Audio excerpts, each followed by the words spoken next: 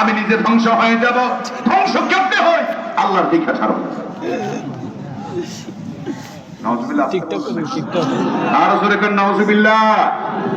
আল্লাহর দীক্ষা ছাড়বো, আল্লাহর দীক্ষা ছাড়বো। আমার ভাইরা, আল্লাহর দেখার ক্ষমতা দুনিয়ার কারো আছে নাকি? জোরে বলেন আছে? আল্লাহর দীক্ষা ছাড়বো কেমনে দেখবি? ইতিহাস মনে রাখবেন।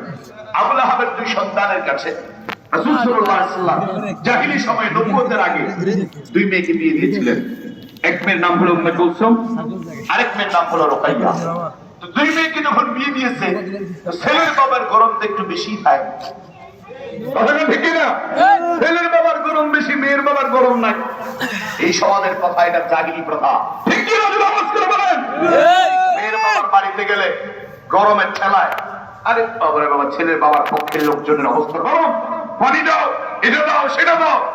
আর মেয়ের বাবা চুপচাপ বসে থাকতে হয়। বলে না, আমরা মেয়ের বাবা আমরা দুর্বল। কেন? আমার ভাইয়েরা, সব মেহমান, আপনিও মেহমান। আপনার যেমন সম্মান আছে তারও সম্মান আছে, ঠিক না? এটা ছিল জাহেলি সময়ের কথা। আবু লাহাব কি বলছে? আমার ছেলেরা যদি তোরা আমার ছেলে হয়ে থাকো, আমি বলছি এই মুহূর্তে তোরা মুহাম্মদ নবীর দুই কন্যাকে তালাক